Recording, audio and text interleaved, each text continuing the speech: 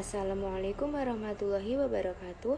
Perkenalkan, nama saya Sania Hikmatul Maula dari kelas MKS 1C NIM 128. Di sini saya akan menjawab pertanyaan UAS mata kuliah studi Al-Quran Hadis. Nomor 1, Muhammad bin Alwi Al-Maliki dalam kitabnya Zubaidah Al-Itqan fi Ulum Al-Quran mengatakan bahwa Imam Al-Jazari mengelompokkan qiraah dalam 5 bagian. Yang pertama, qiraah mutawatir, yaitu qiraah yang disandarkan pada periwayat yang terpercaya dan tidak mungkin mereka berdusta. Contohnya, qala Rasulullah sallallahu alaihi wasallam, man kadzaba alayya falyatabawwa maq'adahu minan nar. Yang kedua, qiraah masyhur, yaitu qiraat yang sanadnya sahih tetapi tidak sampai mutawatir. Sesuai dengan kaidah bahasa Arab, ras utamani dan terkenal di kalangan ahli qiraat. Oleh sebab itu, qiraat tersebut tidak dikatakan syadz. Contohnya, ala Rasulullah sallallahu alaihi wasallam buniyal islamu ala khamsin. Yang ketiga, qiraah ahad, yaitu qiraat yang sanadnya sahih tetapi rasm berbeda dengan ras utamani, dan qiraah jenis ini tidak diamalkan bacaannya. Contohnya, laqad ja'akum rasulun min anfusikum. Yang keempat, qiraah syadz, yaitu qiraat yang sanadnya tidak sahih. Contohnya, Malik yaumiddin. Yang kelima, qiraat maudhu, yaitu qiraat yang tidak ada asalnya. Contohnya, qalilut taufiqi khairu mina katsiril aqli. Nomor 2, metode penyampaian menurut Muhammad bin Alwi Al-Maliki dalam bukunya berjudul Zubaidah Al-Itqan fi Ulumil Quran mengatakan bahwa di kalangan ahli hadis ada beberapa periwayatan atau penyampaian qiraah, di antaranya mendengar langsung dari guru atau al-sima, membacakan teks atau hafalan di depan guru yang disebut dengan al-qiraah ala al-syaikh, melalui ijazah dari guru kepada murid, guru memberikan sebuah naskah asli kepada muridnya, guru menuliskan sesuatu untuk diberikan kepada muridnya, wasiat dari guru kepada para murid-muridnya, pemberitahuan tentang qiraah tertentu, dan hasil temuannya. Para imam qiraah baik salaf maupun khalaf dalam meriwayatkan lebih banyak menggunakan metode qiraah ala asy-syaikh. Metode ini juga digunakan oleh Nabi Shallallahu Alaihi Wasallam ketika beliau menyodorkan bacaan Al-Quran di hadapan Jibril pada setiap bulan Ramadan.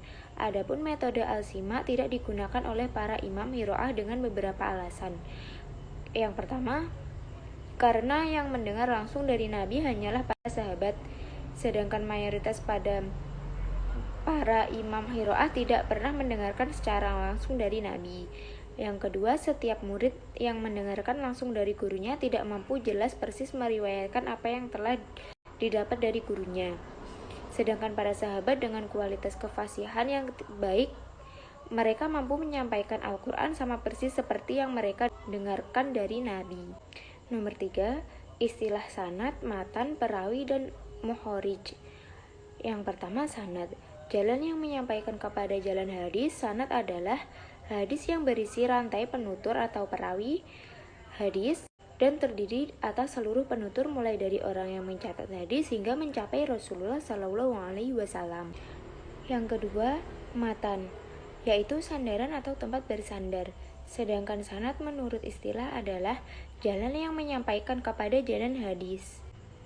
Yang ketiga, perawi, yaitu seseorang yang meriwayatkan hadis. Contoh rawi atau periwayatan hadis dari beberapa tingkatan yaitu periwayatan hadis dari tingkat sahabat Abu Hurairah, Aisyah, dan Anas bin Malik. Periwayatan hadis dari tingkat tabi'in Umayyah bin Abdullah bin Khalid, Sa'id bin Al-Musayyab. Periwayatan hadis dari tingkat mudawin Imam Bukhari, Imam Muslim, Imam An-Nasa'i, dan Imam Ahmad. Yang keempat, mukharij, yaitu orang yang meriwayatkan hadis lengkap dengan sanadnya dan telah membukukan atau menghimpun hadis-hadisnya tersebut dalam satu kitab. Hadis dapat dikatakan sahih jika dapat terpenuhi 5 syarat. yaitu sanadnya bersambung, periwayatan bersifat adil, periwayatan bersifat dobit, tidak janggal atau syadz, dan terhindar dari ilat atau cacat. Nomor 4. Sejarah perkembangan hadis. Yang pertama, masa Rasulullah. Pada masa ini dikenal dengan asyar al-wahyu wa al-takwin, yakni masa turun wahyu yang pembentukannya masyarakat Islam. Wahyu yang diturunkan Allah dijelaskan Nabi melalui perkataan, perbuatan, dan takrirnya. Yang kedua, masa Khulafaur Rasyidin. Pada masa ini disebut dengan masa pembatasan periwayatan, karena perhatian para sahabat masih terfokus pada pemeliharaan dan penyebaran Al-Quran. Maka periwayatan hadis belum begitu berkembang dan masih ada pembatasan dalam periwayatan. Yang ketiga, masa Tabi'in. Pada masa ini dikenal sebagai masa penyebaran periwayatan hadis. Metode yang dilakukan para tabi'in dalam mengoleksi dan mencatat hadis yaitu melalui pertemuan-pertemuan dengan para sahabatnya. Selanjutnya mereka mencatat apa yang telah didapat dari pertemuan tersebut. Nomor 5, periode Khalifah Umar bin Abdul Aziz tahun 717 sampai 720 Masehi, di mana periode penulisan dan pembukuan hadis secara resmi dilakukan. Hal ini dilatar belakangi karena kekhawatiran akan hilangnya hadis seiring meninggalnya para perawi hadis dan khawatir akan bercampur hadis Nabi dengan hadis palsu. Pengkodifisian hadis ini berlangsung hingga pemerintah Bani Abbasiyah tepatnya pada pertengahan awal abad kedua Hijriah. Nomor 6. Yang pertama, hadis sahih.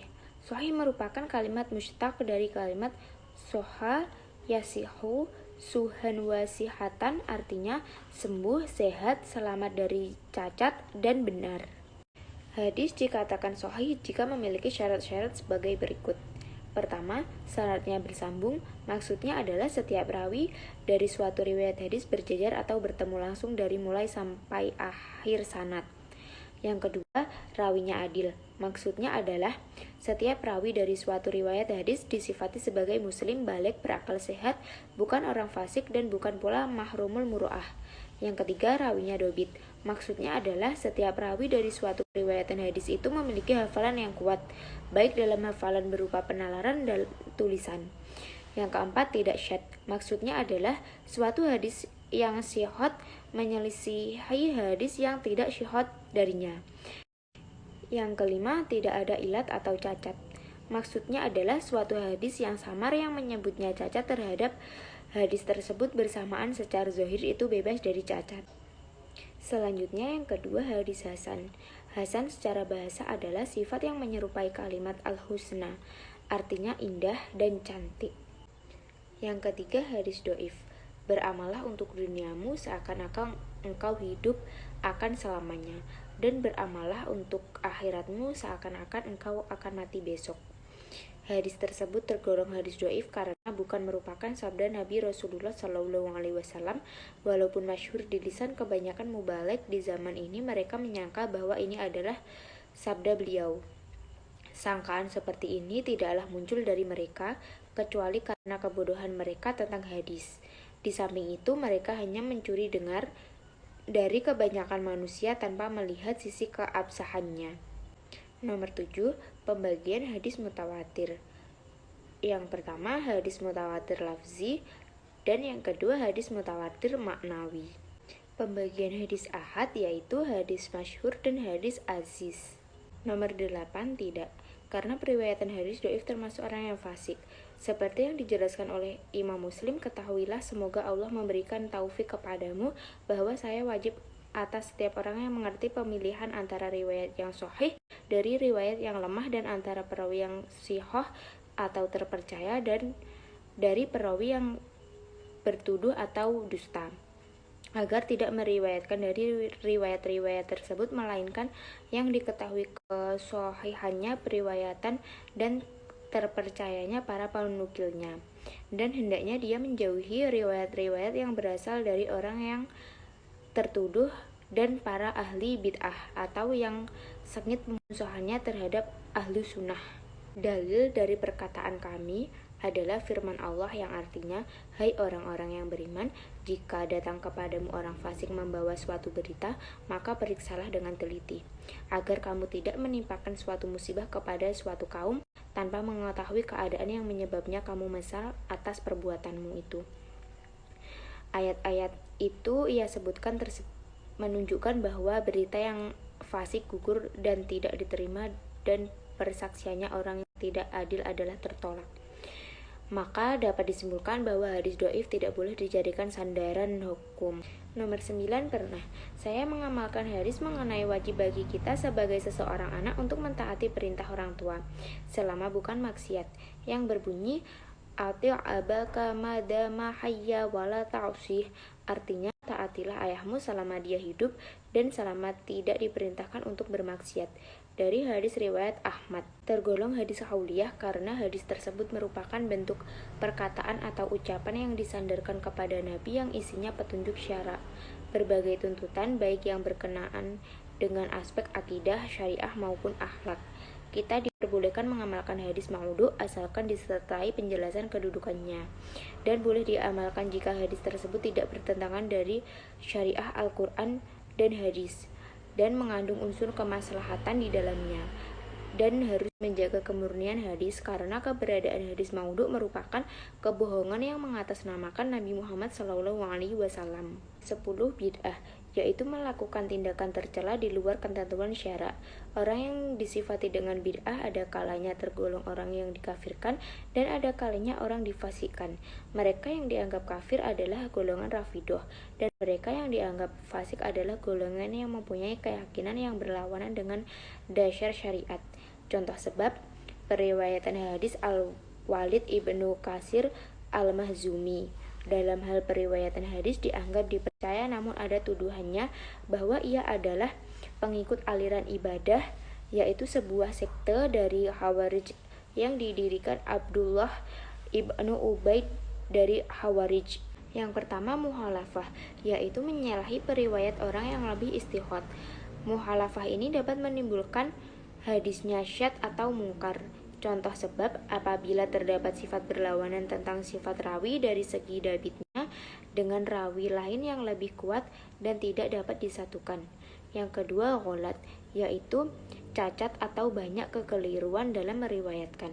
Contoh sebab muncullah hadis maudhu atau hadis palsu atau perawi yang sering berbohong dalam kesehariannya namun tidak diketahui apakah dia berbohong dalam periwayatan hadisnya. Yang ketiga, jalalah al-hal, yaitu tidak diketahui identitasnya. Maksudnya perawi yang belum dikenal identitasnya ialah hadisnya tidak dapat diterima. Contoh sebab yaitu banyaknya identitas atau penyebutan perawi seperti Muhammad bin Al-Sa'ib bin Bishr Al-Kalbi.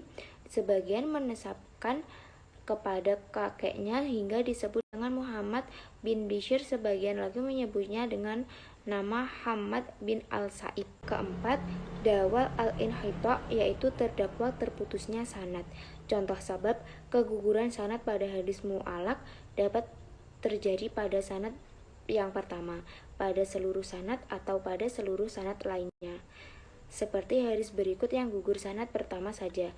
Nabi Muhammad SAW bersabda, Allah itu berhak untuk dijadikan tempat mengadu malu daripada manusia.